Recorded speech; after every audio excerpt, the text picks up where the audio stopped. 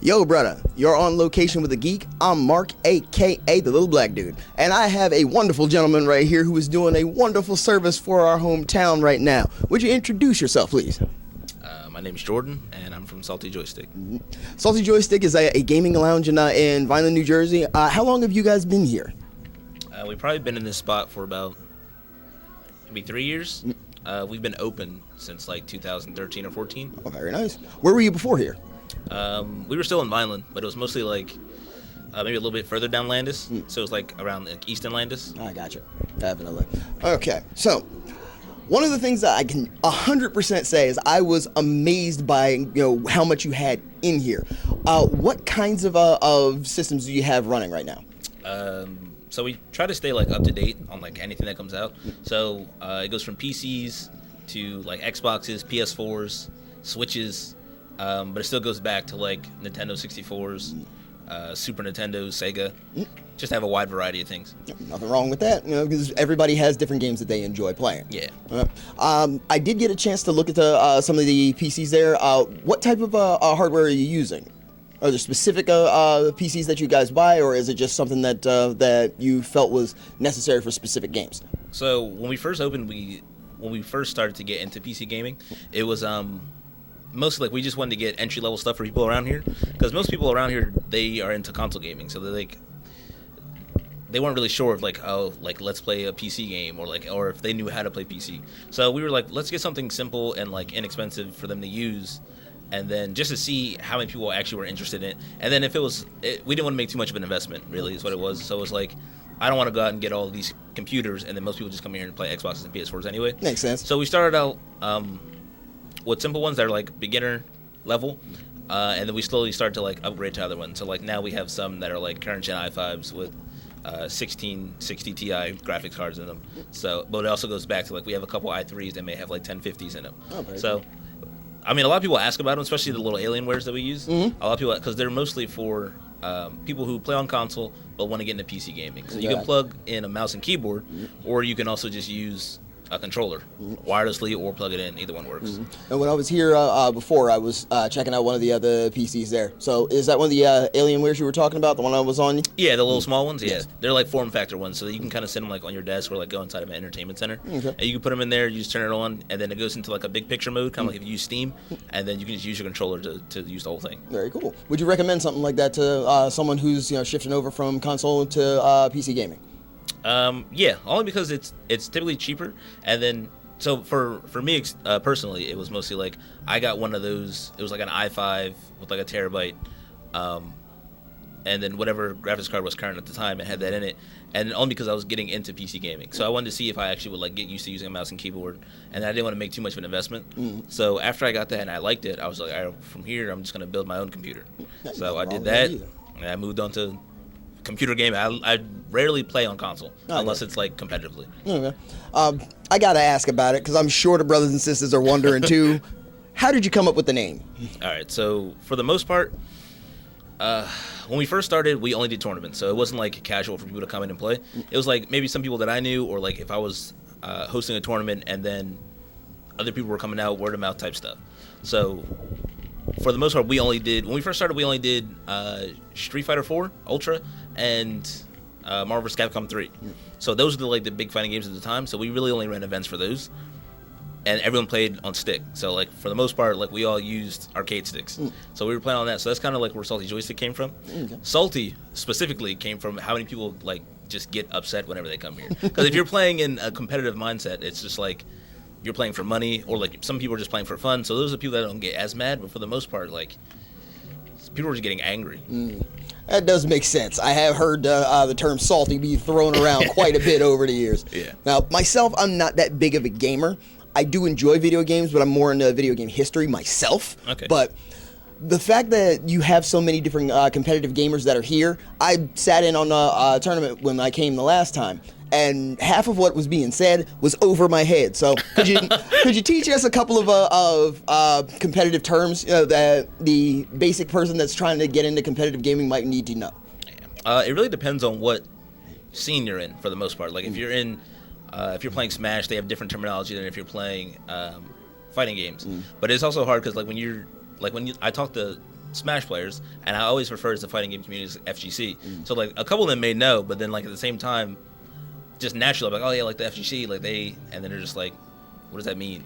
They're like, what does FGC stand for? I know how that feels, unfortunately. And it's just like, it's fighting game community. So like if you go to play Tekken, there may be like different terminology compared to anything else. So it really just depends on like what game you're playing. And then from there, you can kind of learn from whatever scene you want to hop into, what terminology you need to know. Like if I know Smash terminology, I don't need to know what terminology is in Tekken.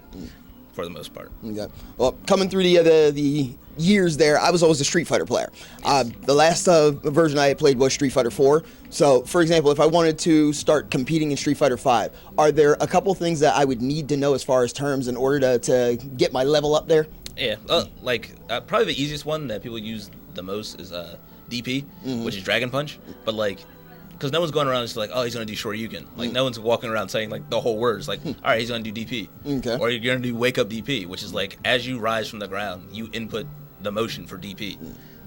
So, or for Shoryuken, and then you refer to it as DP. Okay. So it's like some of the simple stuff like that. Or like if someone's mashing, it's like when you say someone's mashing, they're literally just pressing buttons with there's no process to it. They're just like, honestly, I think those are the people that are harder to play than someone who like knows how to play the game. Because like if you think about it, if you go to do like a hard read, which is like you kind of knowing what the next person's gonna do and anticipating it and then being able to punish it, which is like, even then like punish is kind of like they do something, they mess up, and then it's literally that you punish them for it. So I don't know. There's so many, like, even to explain one terminology, like you go into the next one and then you have to explain what that is. So that definitely does work for me, though. That's exactly what I was asking for. I like the fact that that's how it works, too. Yeah. Just sitting and paying attention, I was picking up little things here and there, but I was still really confused. So this does help a lot. And I know it's going to help my brothers and sisters a lot, too, because not all of us are gamers. Everybody loves different things. But if you're interested in finding out something new, the best way to learn sometimes is just to ask.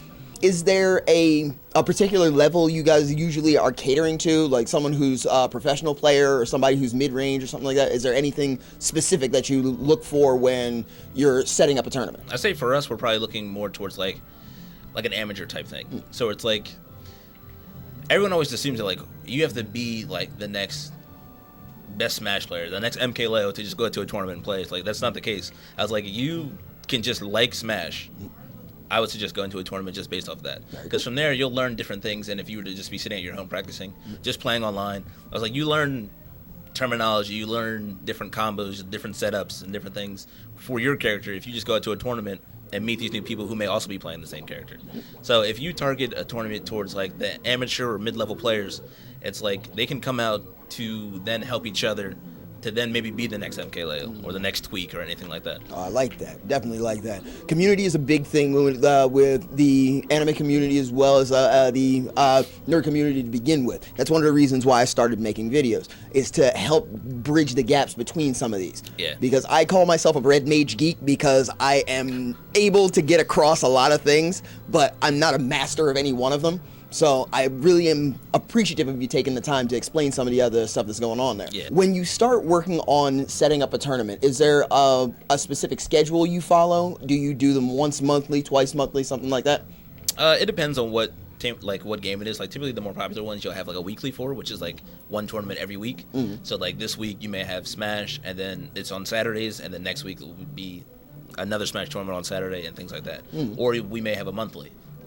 Which they cost a little bit more, but the prize pot is more. Gotcha. So like a weekly may be $15, whereas like $8 is venue and $7 goes into the pot. And then a monthly may be $10 for venue and then $10 goes into the pot. Okay. So that way it costs a little bit more, but the players get a little bit more out of it. Always a good thing. What is the largest tournament you've run here? Largest tournament I run here is probably like our first Smash Ultimate tournament. That one had roughly around like 50-something people. And then probably the biggest tournament I ran at Salty altogether was probably for Ultra, Street Fighter, and Marvel vs. Capcom. Because we had like a bunch of people from Philly and everything come. I think there was like 100 people.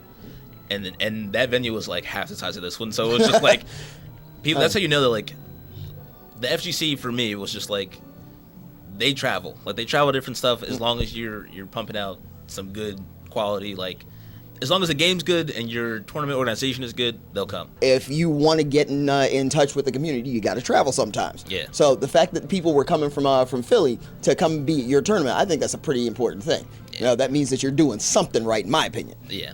When you first came to this venue, there are a couple of side rooms here. What made you decide to use those as separate gaming sections instead of like storage or something like that? When I got this place, I was kind of like, I want to utilize literally every piece of it that I can. Like, if I need a room for storage, then I'll have one. But, like, if I don't need 3, then I'll just turn them into something else. Something that everyone can use, whether it's just, like, if it was just a room with a chair in it that had, like, one monitor for someone to, like, take a break and, like, watch TV or something like that, they could do that.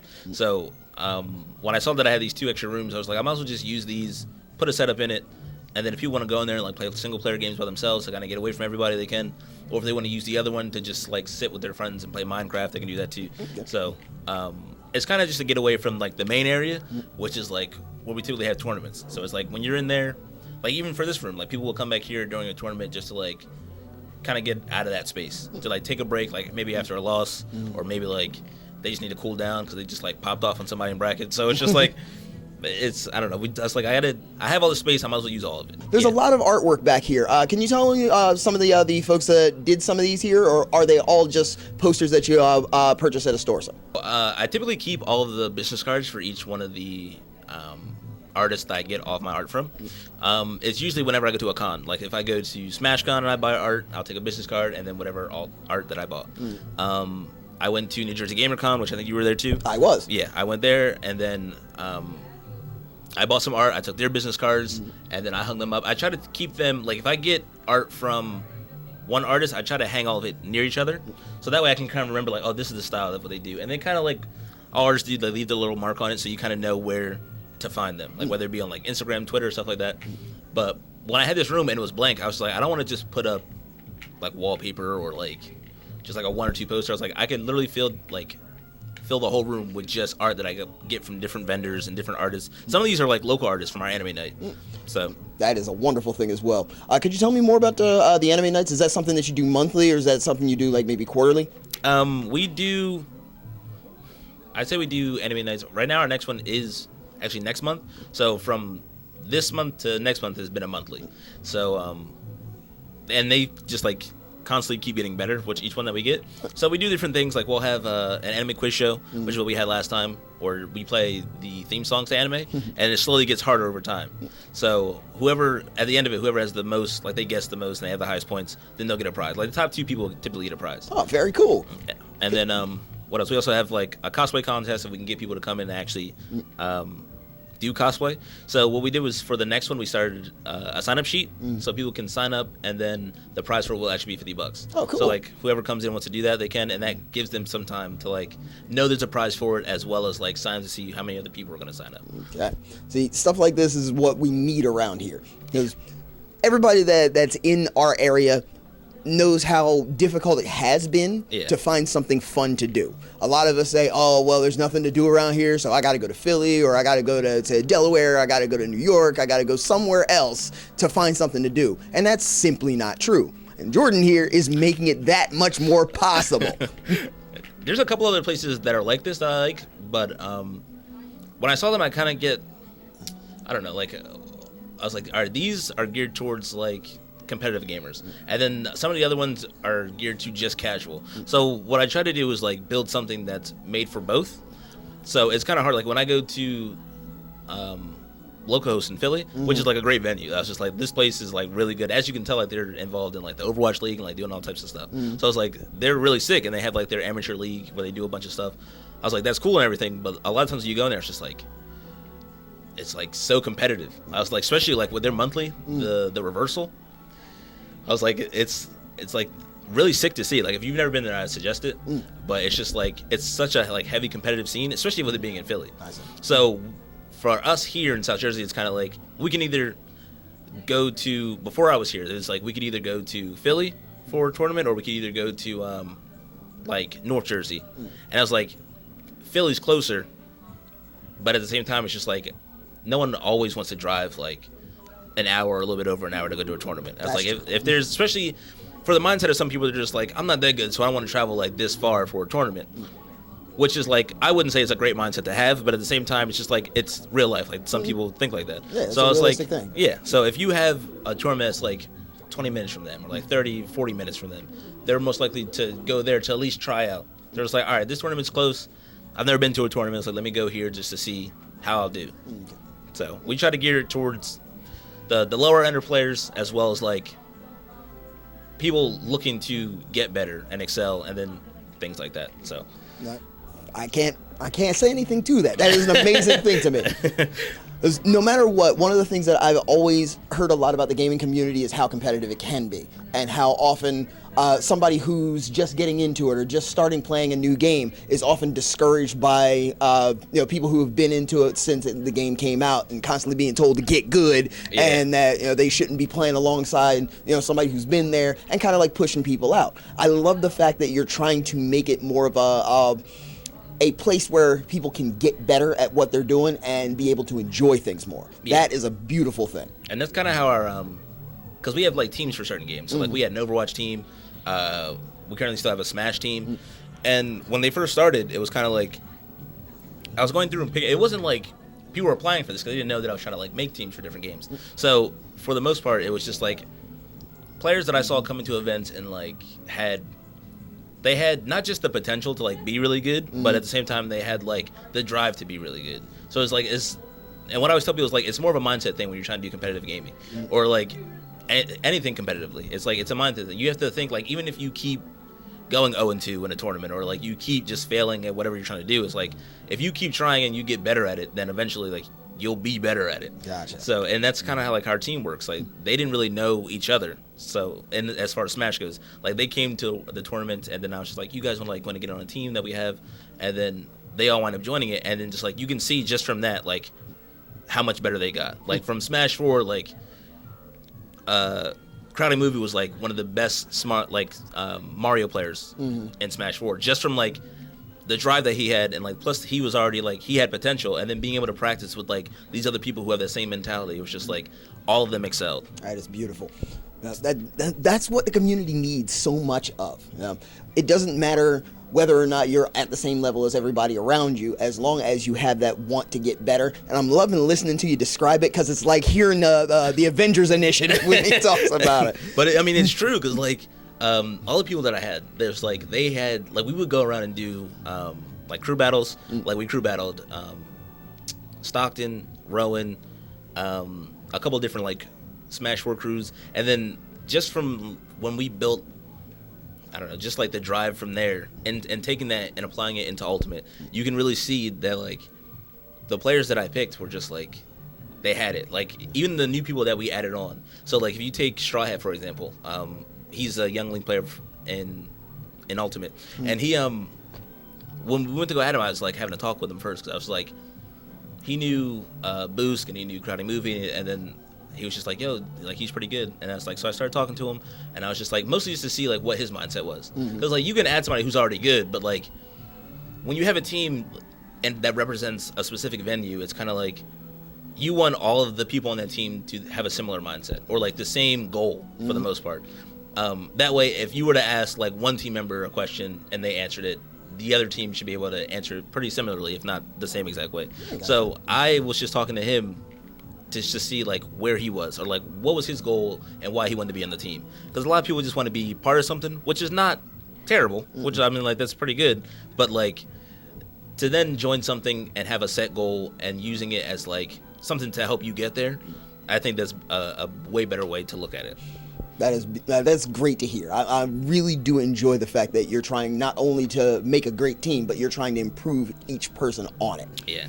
Now, one real big thing I love to ask, especially with people who run a business that's in the community here. Yeah. What is it that you find is the most rewarding part of running this place? Honestly, it's mostly the people. So it's like you said, like around here, there's nothing. I was like, there's almost literally nothing. So when people come in and it's just like the other day, I bought Kill la Kill for Anime Night, and just because like for Anime Night, we typically have like a bunch of anime games set up, which just makes sense. So Kill la Kill was on sale, so it's just like I might as well get it. Because, like, this game is, like, $20 right now instead of $60. So there's no other reason for me not to buy this game. Can't argue with that. Also, did not know that there was a Kill la Kill fighting game. Gonna be checking that out. Yeah, so I bought it, and then I was like, since it was cheap, I was like, if no one ever plays this, I was like, it's not that bad. It was $20. But I bought it, literally came in for anime night, installed it, and then this guy came for anime night and played it the entire time he was here. And it was like, we opened at 3. He probably got here around like 5. Mm-hmm. He didn't leave till like midnight or 1. Played Kill la Kill the whole time. He bought some art from people. Mm-hmm. But for the most part, he sat there and played that whole... I was like, that's worth it. I was like, if I can do that... Because, like, some people don't have PS4s at home. They may have an Xbox. Yep. And people have that argument all the time. So I was like, if you can come in here and you can just, like, play a game on a console you don't have at home, and you're just like, oh, that was really good. Like, I had a good time. I was just like, all right, well, that's good. I was like, that's good enough for me.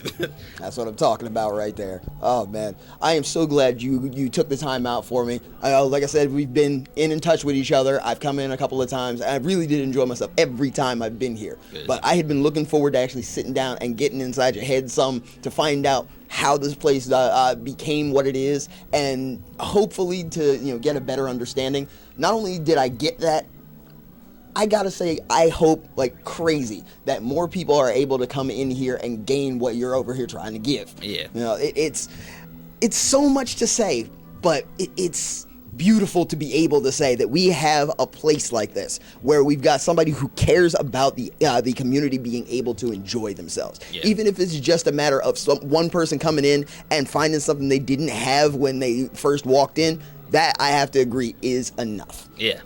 Now, would you be so kind as to plug your social media, let people know where they can find you, and ways that they can get a part of what we've got going here? Okay. So if you wanted to find us specifically on Instagram, it's just salty_joystiq. It's the same thing on Twitch. So we stream our tournaments on there. You can go back and watch VODs. Our YouTube channel is the same thing, salty_joystiq. It's with a Q though. It's not a C. It's not CK. Mm-hmm. And as for our website, it's all one word. You can find us on Facebook, literally anything. Discord, if you join Discord, we're trying to get to like 200 people. We're so close. We're like 190. So I was just like, I just need a couple more people. All right. I can't thank you enough for taking the time with me, and I'm really happy that things are going the way that they are here, and I hope you have nothing but success. I will definitely be back for an anime night too, because I do want to make sure I cover that as well, because if people don't know, how are they going to come? Yeah, it's like a mini-con. Exactly. So that's what it is. I love it so much. Thank you so much for watching, enjoying everything that's going on here. When you have the opportunity, come on down to Salty Joystiq, play a few games, have some fun, learn how to play a little better in your tournaments. But until then, this is the little black dude. Put your fist up with me. Stay geek and proud. I'll see you later.